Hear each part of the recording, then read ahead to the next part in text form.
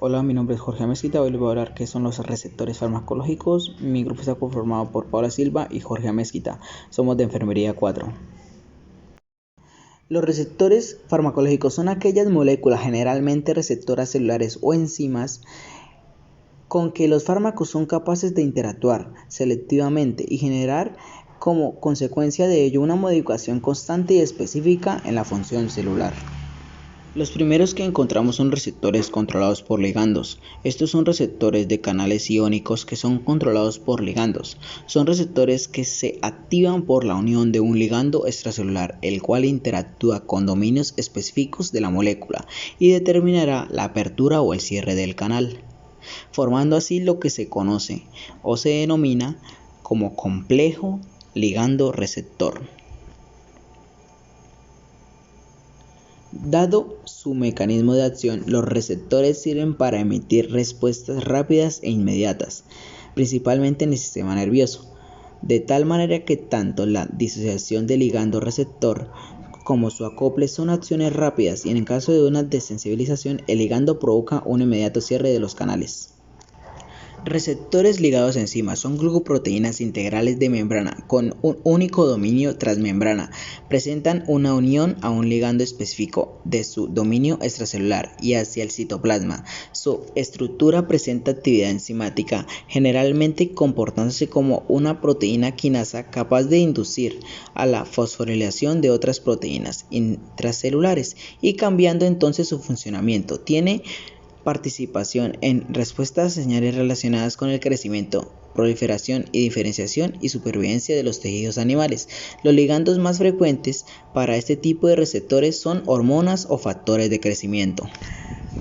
Los receptores acoplados de proteína G, estos constituyen una gran superfamilia de proteínas que actuando como traductora de señales a través de la membrana celular, en el exterior reciben ligando y en el interior celular activan proteína G. Aunque existen centenares de receptores acoplados a proteína G, pueden ser activados por una multitud de moléculas de activación de proteína G, es la que conduce la variación a niveles intracelulares de un número limitado de segundos mensajeros.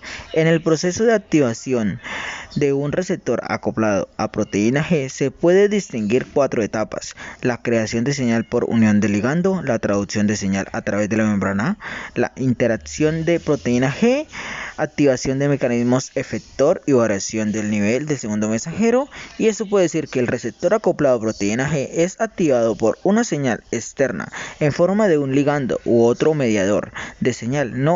Esto crea un cambio conformacional en el sector que a nivel intracelular se puede acompañado de la unión del acoplamiento de una proteína G. Y finalmente, el efecto intracelular dependerá del tipo de proteína G que tenga este.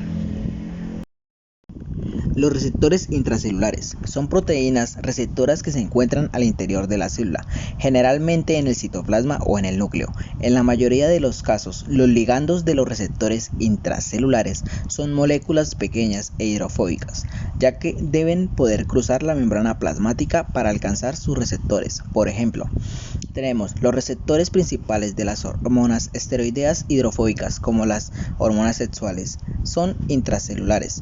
Cuando una hormona entra a una célula y se une a un receptor, ocurre un cambio conformacional. Con esto se regula la actividad genética, ya que la unión de la hormona expone regiones del receptor que pueden unirse a secuencias específicas de ADN, y estas se encuentran junto a ciertos genes en el ADN celular, y en cuanto al receptor se les une, alteran sus niveles de transcripción.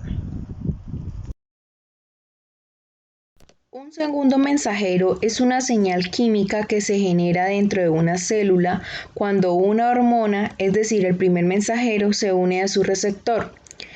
Los receptores tienen 3 dominios: uno extracelular, uno transmembranal y uno intracelular. El dominio transmembranal tiene 7 partes y el dominio extracelular va a servir específicamente como receptor del primer mensajero. En este caso va a ser una hormona. El receptor va a funcionar como transductor, va a hacer la transducción de una información de este primer mensajero hacia el interior de la célula.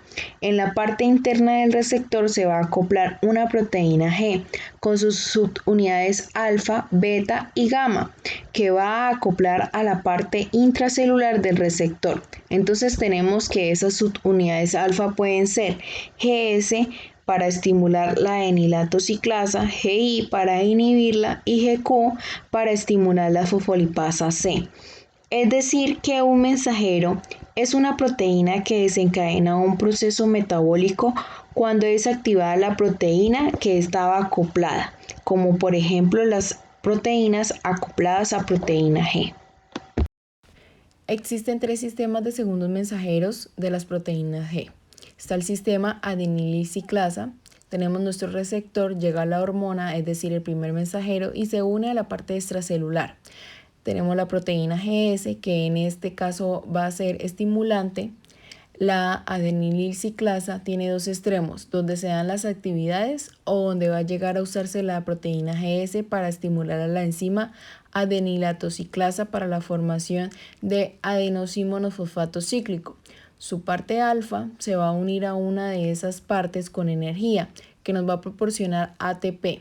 Se va a separar en adenosímonofosfato cíclico y en pirofosfato. Con este proceso se va a aumentar la cantidad de adenosímonofosfato cíclico en la célula. Es decir, que la adenilciclasa es activada por la proteína GS, cataliza la conversión del ATP en adenosímonofosfato cíclico en el interior de la célula. Segundo sistema, guaninilciclasa. La guaninilciclasa cataliza la conversión de GTP en guanosina monofosfato cíclico, que a continuación activa la proteína sinasa GI, que cumple con ser inhibitoria en este caso, la cual a su vez fosforila proteínas contráctiles, que son las encargadas del movimiento de los músculos. También fosforila canales iónicos. Tercer sistema, fosfolipasa C. La hormona se une al receptor en la membrana plasmática de su célula blanco. La subunidad de la proteína GQ va a actuar como receptor de la fosfolipasa C.